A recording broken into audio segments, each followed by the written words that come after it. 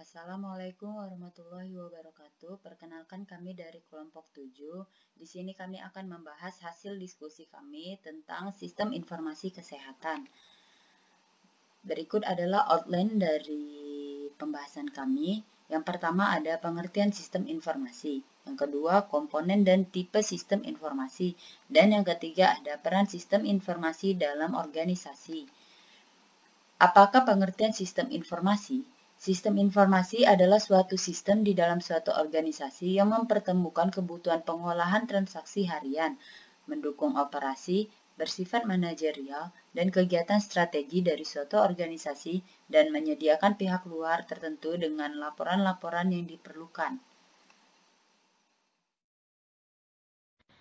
Nah, sebelumnya kan sudah dijelaskan pengertian sistem informasi secara umum.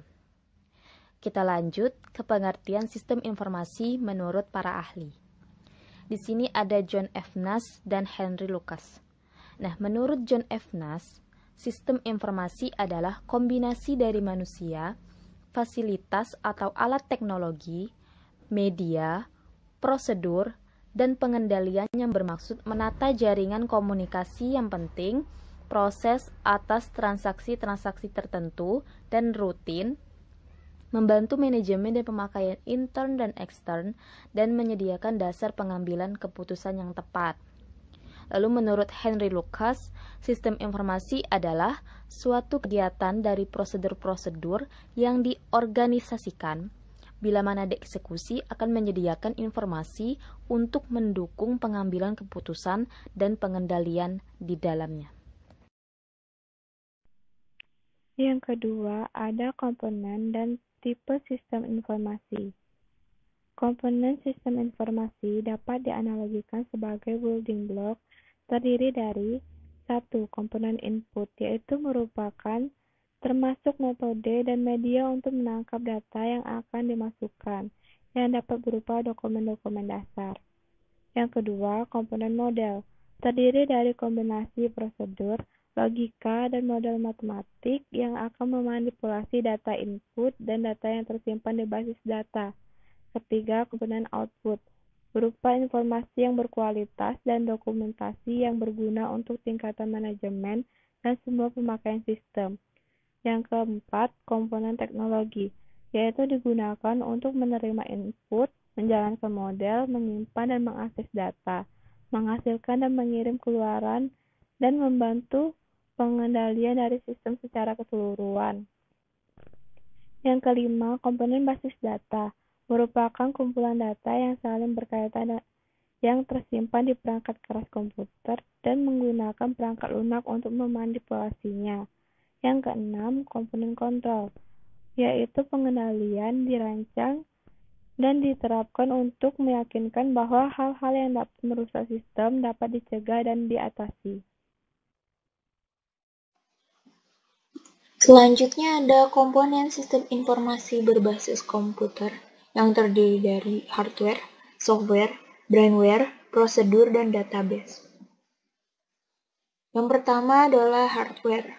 Hardware atau komponen perangkat keras berperan penting sebagai media penyimpanan vital bagi sistem informasi yang berfungsi sebagai tempat untuk menyiapkan data, input data, perhitungan, penyimpanan data, hingga menghasilkan keluaran. Hardware ini terdiri dari CPU atau Central Processing Unit, yaitu untuk memproses data dan mengendalikan komponen lainnya. Yang kedua, storage unit, yaitu untuk menyimpan data baik bersifat sementara maupun permanen. Contohnya RAM, hard disk, CD, dan lain-lain. Yang ketiga, input device, yaitu untuk memasukkan data dan mengubah data untuk diproses dalam komputer. Contohnya keyboard, scanner, dan lain-lain. Yang keempat, output device, yaitu untuk menampilkan data dalam bentuk yang dimengerti pengguna. Contohnya monitor, speaker, dan lain-lain.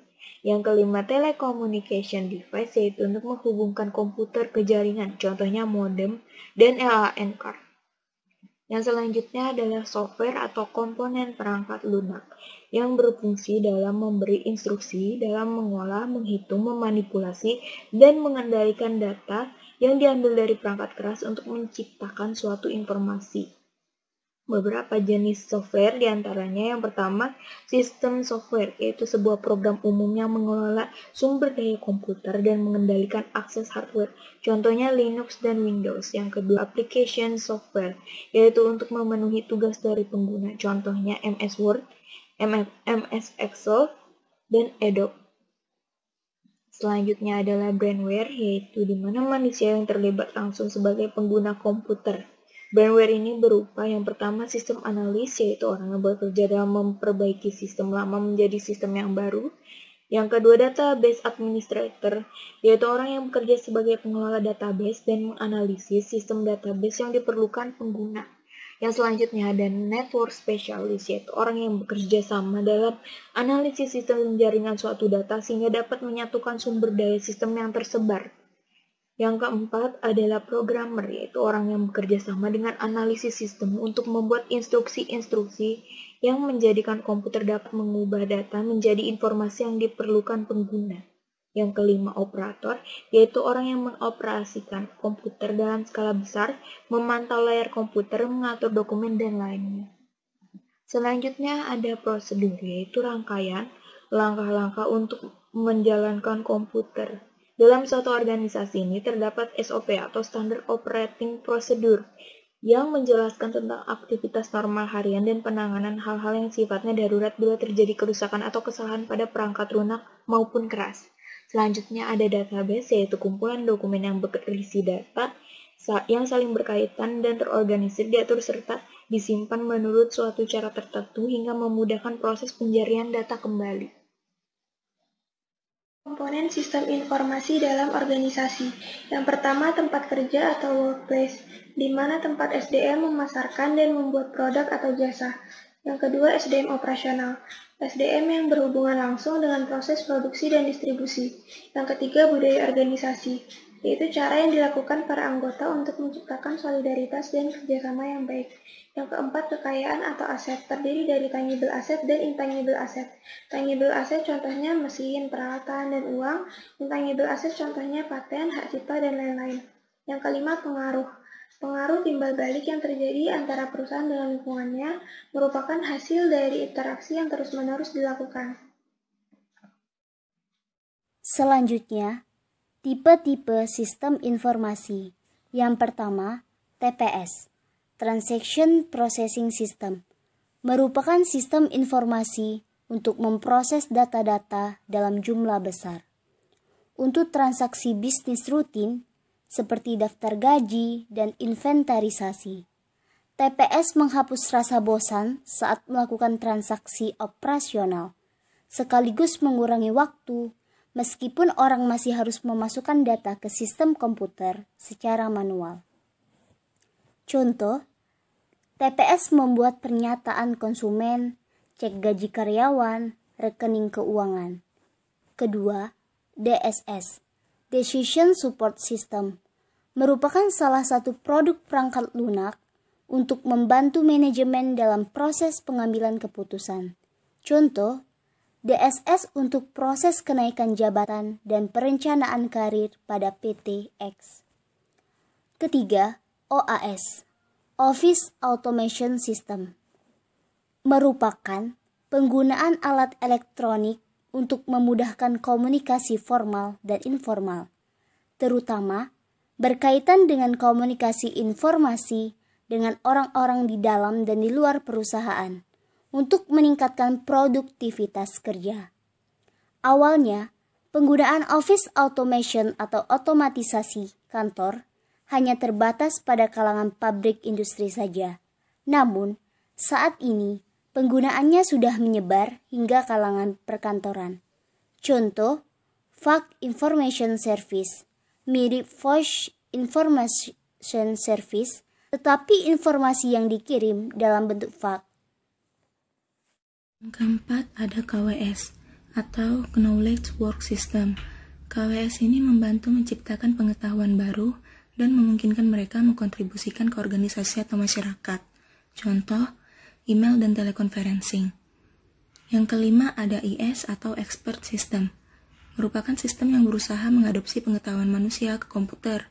Contoh, sistem pakar yang bertindak sebagai asisten penjual di agen komputer yang membantu pelanggan memilih komputer yang sesuai dengan kebutuhannya. Yang keenam ada MIS atau Management Information System. MIS ini tidak menggantikan TPS, tetapi mendukung spektrum tugas-tugas organisasional yang lebih luas. Contoh, misal dari suatu kota terdapat banyak Alfamart, namun hanya Alfamart pusat yang berada di kota itu yang memiliki MIS tersebut, sedangkan Alfamart yang lain hanya memiliki DSS. Nah, pada bagian yang ketiga ada peran sistem informasi dalam organisasi.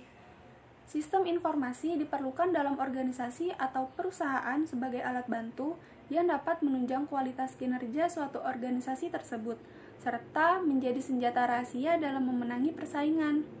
Berikut adalah beberapa peran dari sistem informasi sebuah organisasi.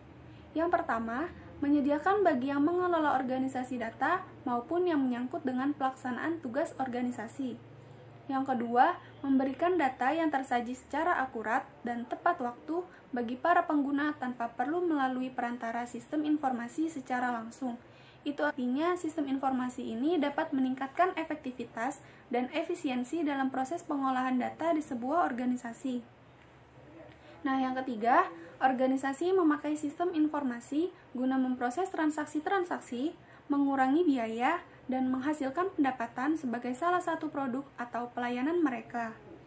Yang keempat, mengembangkan proses perencanaan yang lebih maksimal dan efektif guna mendukung strategi dalam organisasi atau perusahaan. Sistem informasi memungkinkan organisasi atau perusahaan untuk membuat basis informasi yang strategis, yang dapat menyediakan informasi untuk mendukung strategi dalam persaingan perusahaan. Lalu yang kelima, mempermudah pihak manajemen dalam melakukan pengawasan, pengarahan, serta pendelegasian kinerja pada semua departemen yang mempunyai koordinasi dan hubungan. Lalu yang keenam, mendukung dalam pengambilan keputusan. Decision Support System adalah sistem informasi berbasis komputer yang menggunakan model keputusan dan database khusus untuk membantu proses pengambilan keputusan bagi manajer dan user. DSS ini digunakan untuk memecahkan masalah-masalah rumit yang tidak dapat dilakukan dengan kalkulasi manusia melalui cara simulasi yang interaktif di mana data dan analisis sebagai komponen utama. Lalu yang ketujuh atau yang terakhir, meningkatkan kualitas dari sumber daya manusia dikarenakan unit sistem kerja akan lebih terkoordinasi serta sistematis. Sekian pembahasan kami tentang sistem informasi kesehatan. Jika ada yang ingin bertanya, dipersilahkan untuk bertanya ya. Terima kasih.